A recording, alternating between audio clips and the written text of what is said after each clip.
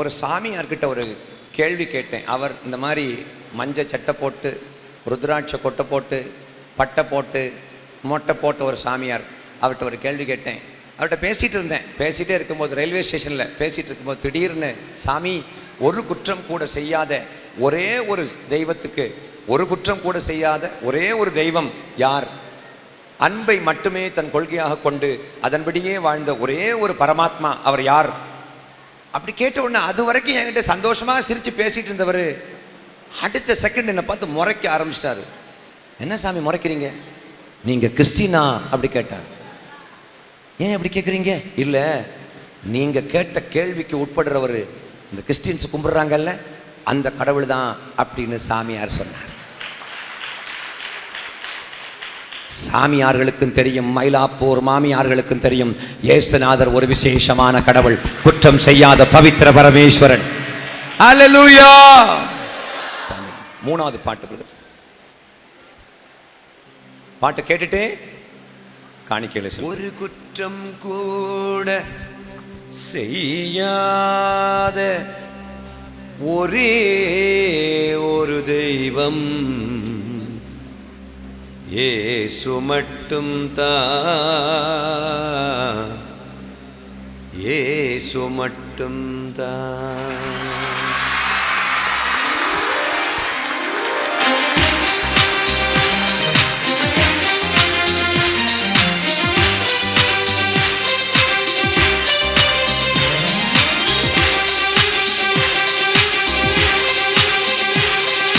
குற்றம் கூட செய்யாத ஒரே ஒரு தெய்வம் இயேசு மட்டும் தான், இயேசு மட்டும் தான். தன் எதிரிகளுக்காய் உயிரையே கொடுத்த ஒரே ஒரு தெய்வம் இயேசு மட்டும் தான், இயேசு மட்டும் தான். ஒரு குற்றம் கூட, ஒரு குற்றம் கூட, ஒரு குற்றம் கூட செய்யாத ஒரே ஒரு தெய்வம் இயேசு மட்டும் தான், இயேசு மட்டும் தான். தன் எதிரிகளுக்காய் உயிரை கொடுத்த ஒரே ஒரு தெய்வம் இயேசு மட்டும் தான், இயேசு மட்டும் தான். இயேசு மட்டும் தான், நம் இயேசு மட்டும் தான். பாடுங்க. இயேசு மட்டும் தான், நம் இயேசு மட்டும் தான்.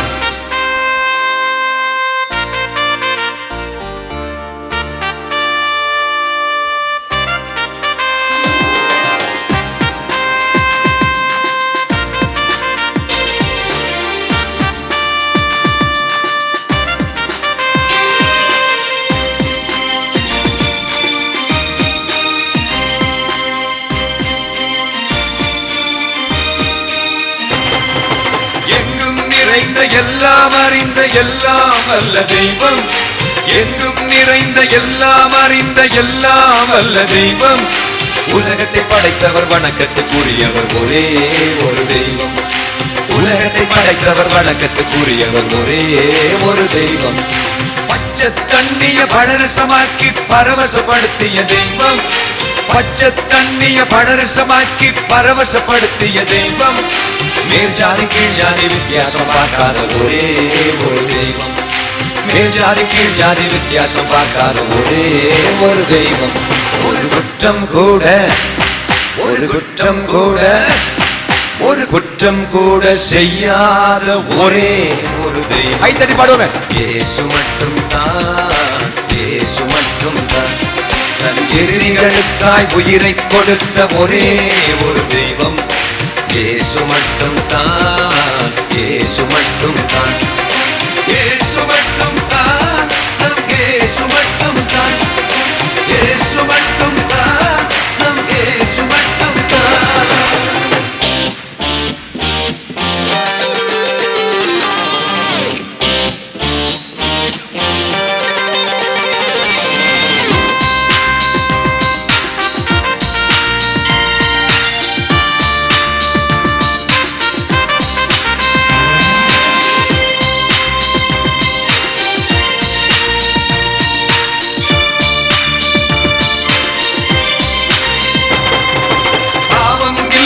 மனிதரின் இதயத்தில் வாழும் சுத்த தெய்வம், பாவம் இல்லாத மனிதரின் இதயத்தில் வாழும் பரிசுத்த தெய்வம், பாவத்தை மன்னிக்கும் அதிகாரம் உடைய ஒரே ஒரு தெய்வம், பாவத்தை மன்னிக்கும் அதிகாரம் உடைய ஒரே ஒரு தெய்வம், இலவசமாக நோயை போக்கி பேயை ஓட்டும் தெய்வம், இலவசமாக நோயை போக்கி பேயை ஓட்டும் தெய்வம், கொதித்தெழுந்த கடலை கூட அடக்கி நிறுத்திய தெய்வம், கொதித்தெழுந்த கடலை கூட அடக்கி நிறுத்திய தெய்வம், ஒரு குற்றம் கூட ஒரு குற்றம் கூட ஒரு குற்றம் கூட செய்யாத ஒரே ஒரு தெய்வம், இயேசு மட்டும்தான், இயேசு மட்டும்தான், தன் எதிரிகளுக்காய் உயிரை கொடுத்த ஒரே ஒரு தெய்வம், இயேசு மட்டும்தான், இயேசு மட்டும்தான், இயேசு மட்டும்தான், நம் இயேசு மட்டும்தான், பாடுவோம். இயேசு மட்டும்தான், நம் இயேசு மட்டும்தான்.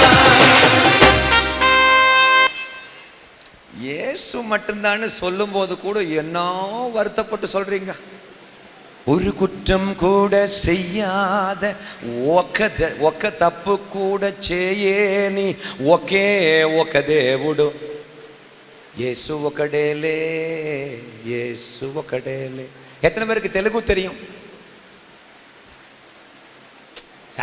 What a language it is. యేసు ఒకడేలే, మన యేసు ఒకడేలే. ஹல்லேலூயா. தமிழ்ல பாடுங்க பிரதே, தமிழ்ல பாடுங்க. இயேசு மட்டும் தான், நம் இயேசு மட்டும் தான். சொல்லுங்க.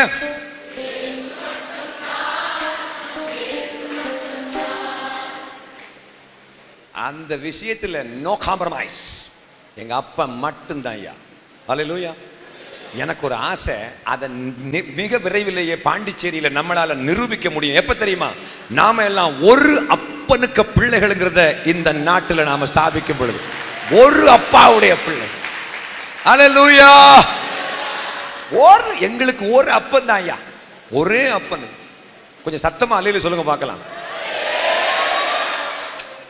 எனக்கெல்லாம் ஆசை, இங்க வந்து கொஞ்சம் பென்டெகாஸ்டல் பாஸ்டர்ஸ் மட்டும் உட்கார்றதுக்கு பதிலா, ஏன் கத்தோலிக்க ஃபாதர், நான் வந்து இப்படி பேசுறதுனாலேயே ஒரு அம்மா என்கிட்ட கேட்டாங்க, நீங்க ஃபாதரா? அப்ப நான் சொன்னேன், ஆமா. உங்களுக்கு எப்படி தெரியும்? இல்லை, நீங்க பேசுறதை பார்த்தாலே புரியுது, நீங்க ஃபாதர் தான். எங்க எந்த பேரிஷ்ல ஃபாதர்ன்னு சொன்னாங்க. எனக்கு பேரிஷ்லாம் கிடையாது அப்படி சொன்னேன். பேரிஷ்லாம் இல்லாத ஃபாதரா? ஆமா. எப்படி ஃபாதர்? என் வீட்டில் 2 பசங்க இருக்காங்க, அவங்களுக்கு நான் தான் ஃபாதர். ஒரு சிலர் அந்த ஃபாதர் ஃபாதர் ஃபாதர் ஃபாதர் என்றும் பாஸ்டர் என்றும் சண்டை வேண்டாம், அங்கி என்றும் லுங்கி என்றும் தர்க்கம் வேண்டாம். புரிஞ்சுக்கிட்டவங்க கரங்களை தட்டி ஆடுறதுக்கு மகிமை செலுத்துவோம். அல்லேலூயா. ஃபாதர் என்றும் பாஸ்டர் என்றும் சண்டை வேண்டாம். சொல்லுங்க. அங்கி என்றும் லுங்கி என்றும் தர்க்கம் வேண்டாம். இந்த பாட்டை பாடும் போதும் முறைக்கிறீங்களே, மீசையை வளர்ப்பதும் தாடியை வளர்ப்பதும் அவரவர் விருப்பமல்லோ. பாடுங்க. பாட மாட்டீங்களே. பெண்கள் அந்த பாட்டை பாட முடியாது, ஏன்னா உங்களால ஷேவ் பண்ணவும் முடியாது, வளர்க்கவும் முடியாது. மீசையை வளர்ப்பதும் தாடியை வளர்ப்பதும் அவரவர் விருப்பமல்லோ, அன்புதான் முக்கியம் என்று உணர்ந்திடுவோம், அன்புதான் முக்கியம் என்று உணர்ந்திடுவோம். கிறிஸ்தவரே, நாம் ஒன்றுபட்டால் வாழ்வும் செழிப்பும் நமக்கு வரும். ஒரு மனமாய் நாம் உழைக்கும் போது நம் பேச்சுக்கு மதிப்பு தானாய் வரும். ஒரு மனமாய் நாம் ஜெபிக்கும் போது, நாம் உழைக்கும் போது நம் பேச்சுக்கு மதிப்பு தானாய் வரும். எல்லாம் தெரிந்தவர் எவரும் இல்லை, ஒன்றுமே தெரியாதார் யாரும் இல்லை. ஒருவரை ஒருவர் புரிந்து கொண்டால் கடற்கரை மணலாய் புரிஞ்சவங்க ஆண்டவருக்கு கரங்களை உயர்த்தி அல்லேலூயா சொல்லலாம். ஒருவரை ஒருவர் புரிந்து கொண்டால் கடற்கரை மணலாய் பெருகிடுவோம், கடற்கரை மணலாய் பெருகிடுவோம். எத்தனை பேருக்கு இந்த பாட்டு பிடிச்சிருக்கு? ரொம்ப சந்தோஷமா இருக்கு. ஆனாலும் கொஞ்சம் பேர் கை இப்படிதான் இருக்கு. கிறிஸ்தவரே நாம் ஒன்றுபட்டால் வாழ்வும் செழிப்பும் நமக்கு வரும். பாடுவோம். கிறிஸ்தவரே நாம் ஒன்றுபட்டால் வாழ்வும் செழிப்பும் நமக்கு வரும். ஒரு மனமாய் நாம் ஜெபிக்கும் போது, நாம் துதிக்கும் போது, நாம் உழைக்கும் போது நம் பேச்சுக்கு மதிப்பு தானாய் வரும்.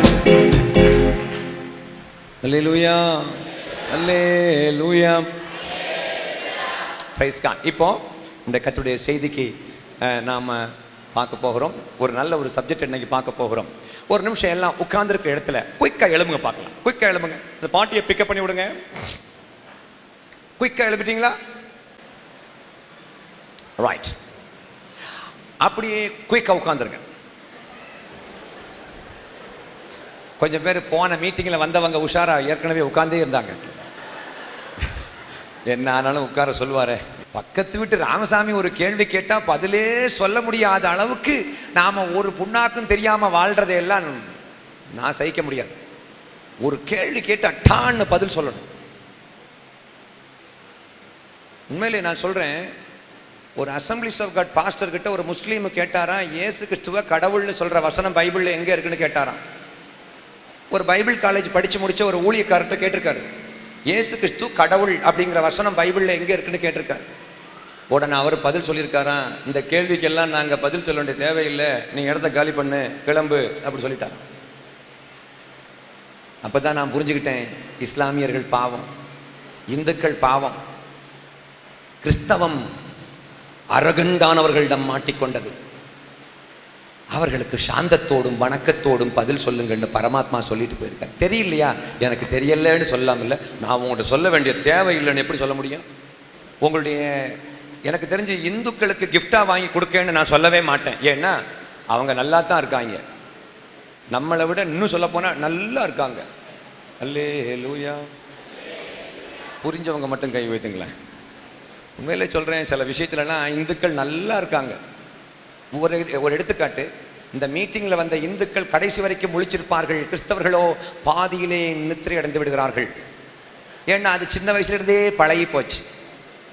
நான் லிசன் டு மீ, நல்ல கவனமாக கவனிங்க. இந்த கூட்டத்துக்கு முதல் தடவை வந்திருக்கலாம், தயவுசெய்து இந்த கூட்டத்துக்கு முதல் தடவை வந்தவங்க கை வைத்துக்கிறேன். முதல் தடவை பிரைஸ் தி லார்ட் கைகளை போடுங்க. இந்து பின்னணியிலிருந்து இன்னைக்கு தான் முதல்ல வந்திருக்கேன் அப்படி சொல்கிற மட்டும் கை வைத்துங்க பார்க்கலாம். இந்து பின்னணியிலிருந்து ரொம்ப சந்தோஷமாக இருக்குது பாருங்களேன்.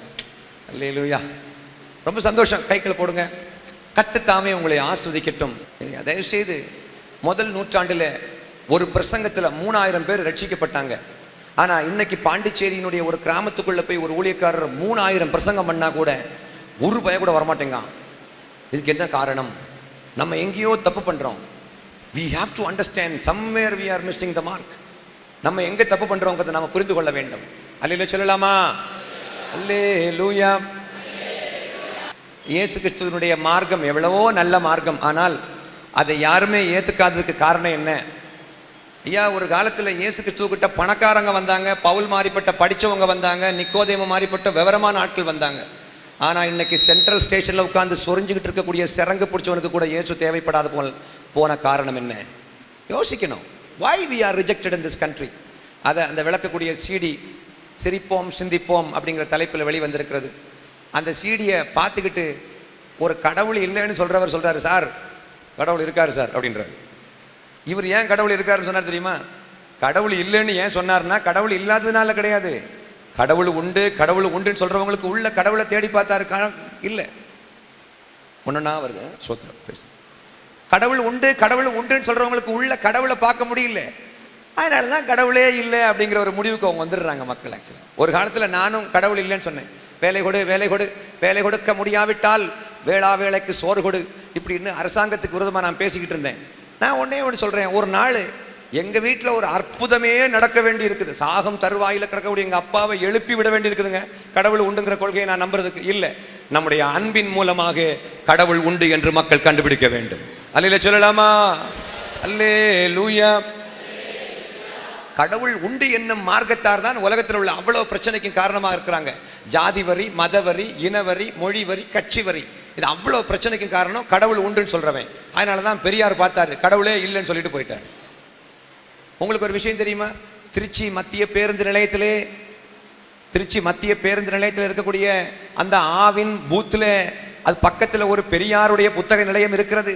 அந்த பெரியாருடைய புத்தக நிலையத்திலே பெரியார் சொன்னதாக மத்தேயுவில் உள்ள ஒரு வசனத்தை எழுதி போட்டிருக்காங்க. அது என்ன வசனம் யாருக்காவது தெரியுமா? நான் கிட்ட நின்று பார்த்தேன். அட பாவி, எவ்வளோ பெரிய பொய் சொல்லிவிட்டாங்க. இதை சொன்னது எங்கள் அப்பன், பைபிளில் போட்டிருக்கு. ஆனால் அவர் பெரியார் சொன்ன மாதிரி சொல்லிட்டு, இதை சொன்னவர் பெரியாரிலும் பெரியார். அல்லேலூயா. அவர் என்ன சொன்னார்னா, அதில் என்ன எழுதியிருக்குன்னா, ஒருவர் உங்களுக்கு என்ன செய்ய வேண்டும் என்று நீங்கள் விரும்புகிறீர்களோ அதையே நீங்கள் பிறருக்கு செய்யுங்கள். கீழே பெரியாரா சொன்னார். இது பெரியாரிலும் பெரியார் சொன்னதல்லவா? கரங்களை தட்டி ஆண்டுக்கு மகிமை செலுத்து. அல்லேலூயா, அல்லேலூயா. இன்னொரு விஷயம், இந்த டீச்சிங்க விவேகானந்தர் சொன்னார்னு நெட்டில் கிடக்குது. இந்த கொடுமையை நான் என்னென்று சொல்லி அழுவதற்கு? எனக்காக உயிர் கொடுத்த அந்த பிராண நாயகன் சொல்லி சென்றிருக்கின்றார், உன்னை நீ நேசிப்பது போல பிறரை நேசி என்றும், பிறர் உங்களுக்கு என்ன செய்ய வேண்டும் என்று நீங்கள் விரும்புகிறீர்களோ அதையே நீங்கள் பிறருக்கு செய்யுங்கள் என்று சொல்லி சென்றிருக்கின்றார். அல்லேலூயா சொல்லலாமா? இயேசுநாதர்கிட்ட வந்து படிக்காதவங்க, புறக்கணிக்கப்பட்ட அந்த இந்த ஷெட்யூல்டு காஸ்ட் மக்கள் என்று சொல்லப்பட்டவர்களும் பேக்வேர்டு காஸ்ட் என்று சொல்லப்பட்டவர்களும் வருகிறார்கள். படிக்காதவங்க வர்றாங்க, பணம் இல்லாத ஏழைகள் வருகிறார்கள், நோயாளிகள் வருகிறார்கள். இந்த 4 கேட்டகரி மக்களுக்கு மட்டும்தான் கடவுளா? அப்போ படித்தவனுக்கு தனி கடவுளா? ஏன் பிராமணனுக்கு தனி கடவுளான்னு கேட்குறேன். ஏங்க பணக்காரனுக்கு தனி கடவுளா? எல்லாருக்கும் ஒரே கடவுள் தான் உண்டு. அவர் தான் நம்முடைய நித்தியானந்த தேவன் கர்த்தராகிய இயேசு கிறிஸ்து. அல்லேலூயா சொல்லலாமா? எல்லாருக்கும் பொதுவான தெய்வம், எல்லாருக்கும் பொதுவான கடவுள் கர்த்தராகிய இயேசு கிறிஸ்து. நல்ல ஞாபகத்தில் வைக்க வேண்டும். அல்லேலூயா சொல்லலாமா? Praise the Lord. அல்லேலூயா, அல்லேலூயா. நான் ஒன்று சொல்கிறேன், 9:15க்கு நான் இந்த மைக்கை கீழே வச்சிருவேன். அதுக்கு பிறகு நான் பொறுப்பு கிடையாது. 9:30க்கு நான் கடைசி வண்டி. 9:30க்கு கடைசி வண்டினா கண்டிப்பாக நீங்கள் இன்றைக்கி வண்டியில் போவீர்கள், கவலைப்படாதீங்க. ஒரு சிலர் நான் சொல்கிறாங்க, நீங்கள் ரொம்ப லேட் பண்ணுறீங்க அப்படின்னு சொல்லிட்டு. இன்றைக்கி லேட் ஆகாது. போன தடவை மீட்டிங்கில் பிரதர் சொன்னார், இந்த பாண்டி மண்ணிலே 10:30 மணி வரைக்கும் எந்த மீட்டிங்லையும் யாரும் உட்கார மாட்டாங்க, நீங்கள் வரும்போது தான் உட்காந்துக்கிட்டு போயிருக்காங்கன்னு சொன்னாங்க. நான் நினைக்கிறேன், இட்ஸ் பிகாஸ் அன்புங்கிற டாப்பிக்கை பேசுறதுக்கு ஒரு பெரிய வெற்றிடம் இருக்கிறது. அந்த டாப்பிக்கை பற்றி பேச உடனே எல்லாரும் கிளர்ந்து எழும்புகிறார்கள். அல்லேலூயா. ஒரு நாள் இதே ஹாலுக்குள்ளால ராம்சாமி, கன்சாமி, முன்சாமி, பெரிசாமி, சின்சாமி, அப்துல் ரஹ்மான் எல்லாரும் உள்ள வரப்போறாங்க. ஒரு நாள் சீக்கிரம் வரும். ஆனால் ஒரு சிலர் தான் கை வைத்த முடியுது, ஒரு சிலர் கையை வைத்த மாட்டாங்க. எங்கே வருவான் நம்பினோர் கண்டிப்பாக அதனுடைய விளைவை பார்ப்பார்கள். அன்பே வலிமை, அன்பு வலிமையானது. அன்பு தான் கடைசி சத்தியம், அன்பே சத்தியம். அல்லேலூயா சொல்லலாமா? எல்லாத்துக்கும் மேலே கடவுள்கிட்ட வைக்கக்கூடிய பாசம், கடைசியில் மக்கள்கிட்ட வைக்கிற பாசம். திருநெல்வேலி தூத்துக்குடியில் பாருங்க, தூத்துக்குடியில் யார் ஜாதி பார்ப்பாங்க என்று நம்மளால் கருதப்படுகிறார்கள் தெரியுமா? திருநெல்வேலி தூத்துக்குடியில் நாடார்கள்.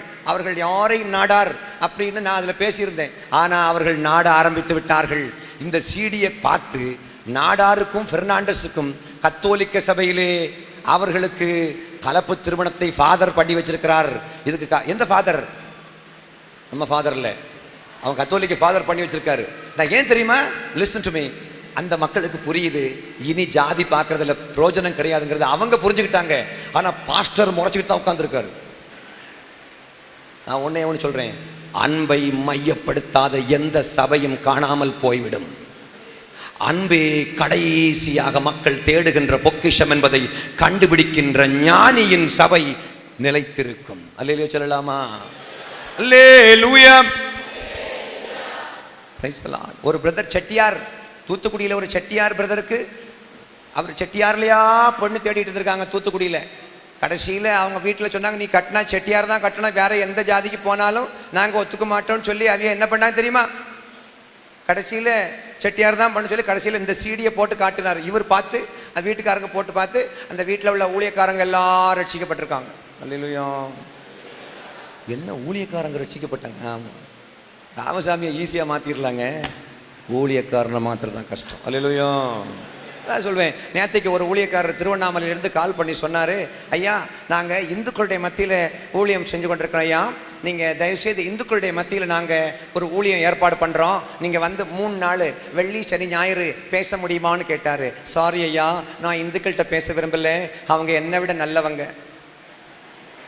முதல்ல எங்கள் ஆள் ஏன் பல்ல ப்ரஷ் பண்ணுவோம், ஏன் பல்ல ப்ரஷ் பண்ணுவோம், என் வீட்டை சுத்தப்படுத்துவோம், என் கண்ணில் உள்ள உத்தரத்தை எடுத்துக்கிட்டு அப்புறம் பக்கத்து வீட்டு ராமசாமிகிட்ட போனால் அவன் சந்தோஷமாக வட பாயசத்தோடு வரவேற்பாங்க. இது சொன்னது கொஞ்சம் பேருக்கு பிடிக்கல பாருங்களேன், ஒரு மாதிரியா பார்த்துட்டு இருக்கு. நான் சொன்னது புரிஞ்சவங்க மட்டும் கை வைத்துங்க பார்க்கலாம். How many of you really understand what I am talking about? Listen, மிக முக்கியமான சத்தியம் எது அப்படிங்கிறத இந்த நாட்களில் கடவுள் எனக்கு விளக்கிட்டே இருக்காரு. எது பிரதானமானது? எனக்கு எவ்வளவோ போராட்டங்கள். உங்களுக்கு ஒரு விஷயம் தெரியுமா? உங்களுக்காக நான் ஜெபிக்கும் பொழுது இந்த மக்களுடைய மத்தியில் பிரச்சனைகள் எல்லாம் சால்வ் ஆகி அநேக இந்த பிரிஞ்சு போகிற ஸ்டேஜில் இருக்கிற குடும்பங்கள்லாம் ஒன்று சேர்ந்துச்சு. நீ நகையை கலட்டலைன்னா நான் உன்னை வீட்டை விட்டு துரத்திடுவேன், நீ வீட்டுக்கு போ பிசாசு அப்படியெல்லாம் சொல்லி வீட்டை விட்டு துரத்தப்பட்டவர்களெல்லாம் இப்போ ஒன்று சேர்த்துட்டாங்க. ஏன்னா அந்த பாஸ்டர் கலட்ட சொன்ன பாஸ்டர் வந்து அவர் ரட்சிக்கப்பட்டார். அப்படி இன்னைக்கு வந்து பெரிய மாற்றங்கள் வர்றதுனால என்னுடைய தனிப்பட்ட ஊழியத்தில் பார்த்தீங்கன்னாக்க பயங்கர போராட்டமாக இருக்குது. ஸோ எனக்காக கண்டிப்பாக ஜெபிக்க வேண்டும். ஒரு நாளைக்கு 2 நிமிஷமாவது, ஆண்டவரே அகத்தியன் பிரதருடைய ஊழியத்துக்காக உமக்கு நன்றி ஆண்டவரே, அந்த ஊழியத்தை உம்முடைய பரிசுத்த தூதர்களை வைத்து பாதுகாத்துக் கொள்ளும், உம்முடைய பரிசுத்த ஆவியானவர் தாமே உம்முடைய மகனை மூடி மறைத்து பாதுகாத்துக் கொள்வீராக அப்படின்னு ஒரு 2 நிமிஷம் எனக்காக ப்ரேயர் பண்ணுவேன் அப்படின்னு சொல்கிறவங்க எல்லாம் உங்கள் கையை உயர்த்துங்கன்னு சொல்லி உங்களை சோதனைக்கு உட்படுத்த விரும்பவில்லை. ஆனாலும் உங்கள் மேலே உரிமையாக நான் கேட்குறேன், எனக்காக டெய்லி 2 நிமிஷம் ஜெபம் பண்ண போகிறவங்க எல்லாம் கொஞ்சம் கை வைத்து பார்க்கலாம். பிரைஸ் காட். ஒரு சிலர் கை வைத்த முடியல, ஏன்னா எங்களுக்காகவே நாங்கள் ஜெபம் பண்ணுறது இல்லை, அடுத்து தயவுசெய்து எனக்காக ஜெபம் பண்ணிக்கோங்க. உங்களுக்கு எல்லாருக்கும் தெரியும், எனக்கு ஒரு மனைவியும் 2 பிள்ளைகளும் உண்டு. அவங்களுடைய எல்லாமே அதெல்லாம் பத்திரமாக பாதுகாக்கப்பட்டால்தான் நான் களத்தில் இறங்கி பெரிய காரியங்களை நம்ம செய்ய முடியும். உங்களுக்கு ஒரு விஷயம் தெரியுமா? உங்கள் எல்லாருடைய ஜெபமும் இந்த 2014 என்னுடைய ஊழியத்தில் இருக்குமா இருந்தால் நிச்சயமாக நான் சொல்கிறேன், 2014 இதே பாண்டிச்சேரியில் 2-3 மாதத்துக்குள்ள இந்த கூட்டம் 3 மடங்காக மாறும். நிச்சயமாக. நல்ல கவனமாக கவனிங்க. கர்த்தருடைய ஆவியானவர் உங்களை அனுகிரகிப்பாராக. நேரம் 8 மணி. இன்னும் 1.5 மணி நேரத்திற்கு நான் உங்களை விட்டு விலகுவதுமில்லை. யாரும் அங்கெங்கே போகக்கூடாது. இதுவரைக்கும் இப்போ போக விருப்பமுடையவர்கள் இப்பொழுதே வெளியே போகலாம். இப்பொழுது தூங்க விருப்பமுடையவர்கள் கீழே அந்த டைனிங் ஹாலில் போய் தூங்க கடவர்கள். இப்பொழுது தூங்காதவர்கள் இனி ஒருபோதும் தூங்காதிருக்க கடவர்கள்.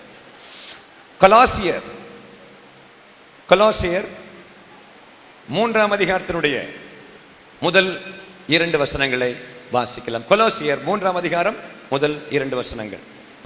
நீங்கள் கிறிஸ்துவுடனே கூட எழுந்ததுண்டானால் கிறிஸ்து தேவனுடைய வலது பார்சத்தில் வீற்றிருக்கும் இடத்திலுள்ள மேலானவைகளை தேடுங்கள், பூமியுள்ளவைகள் அல்ல, மேலானவைகளையே நாடுங்கள். இப்ப நம்ம எல்லாரும் சேர்ந்து இதை வாசிக்க போகிறோம். வாசிக்கலாமா? கொலோசியர் பவுல் அப்போஸ்தலன் கொலோசிய சபைக்கு எழுதிய நிருபத்தினுடைய 3ஆம் அத்தியாயத்தினுடைய முதல் 2 வசனங்களை சேர்ந்து வாசிக்கலாமா? கோ. நீங்கள் கிறிஸ்துவுடனே கூட எழுந்ததுண்டானால் கிறிஸ்து தேவனுடைய வலது பார்சத்தில் வீற்றிருக்கும் இடத்திலுள்ள மேலானவைகளை தேடுங்கள், பூமியில் உள்ளவைகளை அல்ல, மேலானவைகளையே நாடுங்கள். அல்லேலூயா, அல்லேலூயா. உங்களுடைய வலது கையை வைத்துங்க. எல்லாரும் வலது கையை வைத்துங்க. கீழே போடுங்க. இடது கை வைத்து கீழே போடுங்க. 2 கை வைத்து மேலே பாருங்க, என்ன பாருங்க, கைகளை போடுங்க. நல்ல பிள்ளைகள். கொலோசியர் 3ஆம் அதிகாரம் முதல் 2 வசனம் எனக்கு ரொம்ப பிடிச்ச வசனம். நீங்கள் கிறிஸ்துவுடனே கூட எழுந்ததுண்டானால். எப்ப எழுந்தோம்? கிறிஸ்து தேவனுடைய வலது பார்சத்தில் வீற்றிருக்கும் இடத்தில் உள்ள மேலானவைகளை தேட வேண்டுமானால் நாம் கிறிஸ்துவுடனே கூட எழுந்திருக்க வேண்டுமா? கிறிஸ்துவுடனே கூட எழும்புதல் என்றால் என்ன? What exactly is the meaning of the sentence? அந்த சென்டென்ஸோட மீனிங் என்ன? எழுந்தது அப்படின்னா, இப்போ ஒரு 2 பேர் வாங்களேன், பாய் வாங்க, அண்ணா ஆண்டனி என்ன வாங்க, மேலே அப்படி வாங்க. இப்போ நான் ஒரு சின்ன, நீங்கள் ஆவலுடன் எதிர்பார்த்து கொண்டிருந்த கலை நிகழ்ச்சி ஆரம்பமாக போகிறது அப்படி சொன்னா தான் ஆயா எழும்புது. அப்படியே கீழே படுங்களேன். இல்லை நீங்கள் படுக்க வேண்டாம், முதல்ல நீங்கள் படுங்க, கீழே அந்த பக்கம் தலையை வச்சு மேலே பார்த்து படுங்க, அந்த பக்கம் தலையை வச்சு மேலே பார்த்து படுங்க. இப்போ ஆதாம் அப்படி அப்படி அப்படி அப்படி படுத்துக்கோங்க. இங்கே இங்கே பார்க்க, இங்கே பாருங்க, அவர் சும்மா படுத்துருக்கிறாரு, இங்கே பாருங்க. அன்னைக்கு ஒரு ஆள் இப்படி படுக்க வச்சோன்னு எல்லாரும் இப்படி பார்க்குறாங்க. இங்க பாருங்க, ஆதாம் கிட்ட ஆண்டவர் சொன்னார், இந்த பழத்தை உண்ணும் நாளிலே நீ சாகவே சாவாய் அப்படி சொன்னார். ஆதாமின் மனைவியாகிய, ஆதாமுக்கென்று கடவுளால் கொடுக்கப்பட்ட, கர்த்தருடைய பரிபூர்ண சித்தத்தின்படி கொடுக்கப்பட்ட மனைவியாகிய ஏவாள் மூலமாக ஆதாம் தன்னுடைய ஆதி மகிமையை இழந்தானே. அந்த ஆதாம் பழத்தை பறித்து சாப்பிட்டான். ஏவாள் சாப்பிட்ட பழத்தை கொண்டு ஆதாம்கிட்ட கொடுத்த உடனே ஆதாம் சாப்பிட்டானா சாப்பிடலையா? ஆதாம் சாப்பிட்டான்னு சொல்ற மட்டும் கை வைத்துங்க பார்க்கலாம். அவன் சாப்பிட்டான்னு பைபிள் சொல்லுது. இப்போ இதை சாப்பிட்டா நீ செத்துருவேன்னு பைபிள் சொல்லுது. ஆண்டவர் சொன்னார், நான் கேட்குறேன், இதை சாப்பிட்ட உடனே ஆதாமும் ஏவாளும் செத்தாங்க அப்படி சொல்றவங்க மட்டும் கை வைத்துங்க பார்க்கலாம். சாகலன்னு சொல்றவங்க மட்டும் கை வைத்துங்க பார்க்கலாம். இந்த 2க்கும் கை உயர்த்தாதவர்கள் இருக்கிறதுனால தான் இங்கே தமிழ் மக்கள் அதிகமாக இருக்கிறீர்கள் என்று நான் உணர்கிறேன். செந்தமிழ்நாடெனும் போதினிலே இன்பத்தேன் வந்து பாயுது காதினிலே. நான் லிசன், உங்களுக்கு ரொம்ப விஷயம் தெரியாதுங்கிறதே உங்களுக்கு தெரியாது. நல்ல கவனமாக கவனிங்க. வேதாகமம் 2 விதமான சாவுகளை பற்றி சொல்கிறது. ஒன்று, ஆண்டவருக்கும் நமக்கும் இடைப்பட்ட தொடர்பு துண்டிக்கப்பட்ட நிலைமை. ஆதாம் அதை சாப்பிட்ட உடனே கடவுளுக்கும் ஆதாமுக்கும் இடைப்பட்ட அந்த கனெக்ஷன் கட் ஆகுது. அது முதல் சாவு. கடைசியில் தூக்கி நரகத்தில் போட பாருங்க, அது 2வது சாவு. முதல் சாவு எப்போது சம்பவித்ததுன்னா, ஏவாள் பறித்து சாப்பிட்டு ஆதாமிட்ட கொடுத்து 2 பேருமே செத்துட்டாங்க. அப்புறம் செத்தவனுக்கும் செத்தவளுக்கும் பிறந்தது செத்தே பிறக்குது. அதனால தான் தாவீது சொல்றாரு, என் தாய் என்னை பாவத்தில் கற்பம் தரித்தான். கற்பம் தரிப்பது பாவம் அல்ல, சாக்ஷாத் அந்த பாவத்தோடையே தாய் இருக்கிறாள் அல்லவா. அந்த தகப்பனும் பாவத்தோடு இருக்கிறாங்க. பார்த்தீங்களா, 2 பேரும் இணைஞ்சு பிறந்த குழந்தைக்குள்ளேயும் பாவம் இருக்கு. ஒரு எய்ட்ஸ் தகப்பனுக்கும் எய்ட்ஸ் நோய் உள்ள ஒரு தாய்க்கும் பிறந்த குழந்தைக்கு என்ன இருக்கும்? இருமல் இருக்குமா? எய்ட்ஸ் இருக்கும். அதே மாதிரி ஒரு பாவிக்கும் பிறந்த குழந்தைக்கு கண்டிப்பா உள்ள பாவம் இருக்கும். நம்ம பாவம் செய்கிறதுனால அல்ல, நம்ம பாவத்தோடையே பிறந்ததுனால பாவி. நல்ல கவனமாக கவனிங்க. இப்பொழுது எல்லாம் அந்த எபேசியர் 2ஆம் அதிகாரத்தினுடைய முதல் வசனம் வாசிங்க. எபேசியர் 2:1. எபேசியர் 2:1 வாசிக்கலாம். அக்கிரமங்களினாலும் பாவங்களினாலும் மரித்தவர்களாயிருந்த உங்களை உயிர்ப்பித்தார். நல்ல கவனமாக கவனிங்க. நாம் அக்கிரமங்களினாலும் பாவங்களினாலும் மீறுதல்களினாலும் செத்து போயிருந்தோம் அப்படின்னு பவுல் அப்போஸ்தலன் எபேசு சபைக்கு கடிதம் எழுதுகிறார். அதிலிருந்து இயேசு கிறிஸ்து நம்மை உயிர்ப்பித்தாராம். நல்ல கவனமாக கவனிங்க. எப்படி உயிர்ப்பித்தார் அப்படின்னா, இப்படி இங்க பாருங்க, இங்க பாருங்கம்மா, இங்க பாருங்க, பாட்டி இங்க பாருங்க. இப்படி மரித்த நிலைமையில கிடக்கக்கூடிய மனுஷனை, இப்படி வாங்க ஆசாத், இப்படி வாங்க. இப்போ பிதாவாகிய தேவன், இப்போ நான் பிதான்னு வச்சுக்கோங்களேன், பிதாவுடைய வார்த்தை தான் வார்த்தையாகிய குமாரசுவாமி கர்த்தராகிய இயேசு கிறிஸ்து. பிதாவாகிய தேவன் எதையும் தானாக செய்யவில்லை, எல்லாவற்றையும் அவருடைய பாசகுமாரசுவாமி கர்த்தராகிய இயேசு கிறிஸ்துவை வச்சு மட்டுமே செய்தார். எல்லாத்தையும் உண்டானது ஒன்றும் அவராலே இல்லாமல் உண்டாகவில்லை. எல்லாத்தையும் எங்க அப்பா இந்த சிருஷ்டிகர்த்தா அவர் எல்லாம் அவரை வச்சு தான் செஞ்சிருக்காரு. அல்லேலூயா. இப்போ இவரை பிதாவாகிய தேவன் சொல்றாரு, மகனே இப்போ மரித்து கிடக்கக்கூடிய மனுஷனை நம்ம லெவலுக்கு உயர்த்த வேண்டும். பிதாவும் குமாரனும் எங்கே அமர்ந்திருக்கிற 2 சேர் போடுங்களா பாஸ்டர், 2 சேர் போடுங்க. Price God. நவ லிசன், இது ஒரு பெரிய பிரச்சனை தான். என்ன இந்த ஏகப்பட்ட மக்கள் பைபிளில் அது இருக்கா, பைபிளில் இது இருக்கான்னு கேட்பார். அதை புல்பிட்டில் நின்றுக்கிட்டு கேட்பார். நான் சொன்னேன் புல்பிட்டுன்னு பைபிளில் வார்த்தை இருக்கான்னு கேட்டேன். இந்த புல்பிட்டில் இது மாதிரி இருக்கான்னு கேட்டேன். ஒரு ஆள் சொல்கிறாரு, நாம் பாடக்கூடாது, நாம் பாடும் பொழுது இசை வாசிக்கக்கூடாது, ஏன்னா இசை வாசிக்கணும்னு பைபிளில் வசனமே இல்லை அப்படின்னு ஒரு ஊழியக்காரர் டிவியில் பேசிகிட்டு இருக்காரு. நான் சொன்னேன், டிவியில் பேசணும்னு பைபிளில் வசனம் இருக்கான்னு கேட்டேன். என்ன நியாயப்பிரமாணம்ப்பா, ஐயோ ஐயோ.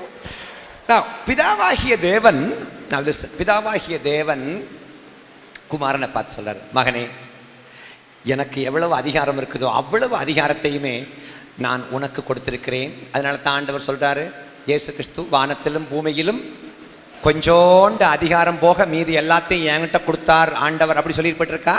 இல்லை, வானத்திலும் பூமியிலும் சகல அதிகாரத்தையும் எனக்கு கடவுள் கொடுத்திருக்கிறார். அப்படி சொன்ன உடனே நான் என்ன புரிஞ்சுக்கிட்டேன், அம்பூட்டு அதிகாரமும் சர்வேஸ்வரனுடைய அவ்வளவு அதிகாரமும் இந்த பரமாத்மாவுக்குள்ளே வந்திருக்கிறது, குமாரசுவாமிக்குள்ளே வந்திருக்கிறது. இப்போ சொல்றார், நீ போய் மகனே, இந்த மரித்த நிலைமையில் கிடக்கக்கூடிய மனுஷனை நம்ம லெவலுக்கு கொண்டு வரணும்னா நீயும் மரணத்தை சந்திக்க வேண்டும்.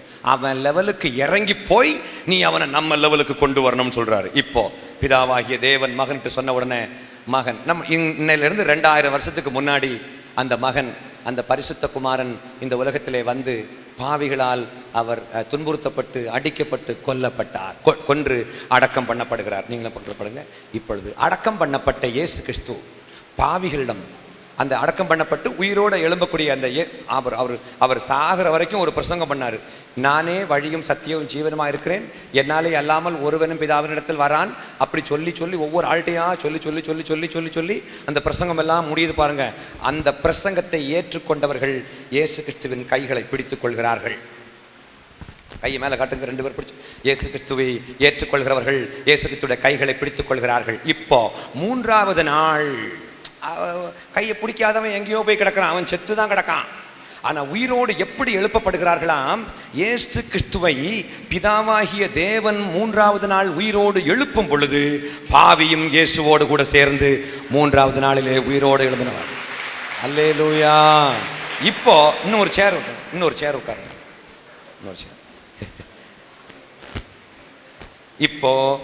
இப்போ நான் இங்கே உட்கார்ந்துருக்கேன், இயேசு கிறிஸ்து இங்கே உட்கார்ந்துருக்கிறாரு. பிதாவாகிய தேவனுடைய வலது பார்சல இயேசு உட்கார்ந்துருக்கிறாரு. இயேசுவுக்கு பக்கத்து சீட்டில் பழைய பாவியாகி அந்தோணி உட்கார்ந்துருக்கிறார். அல்லேலூயா. எபேசியர் 2:7 வாசிங்க. எபேசியர் 2:7 வாசிங்களே.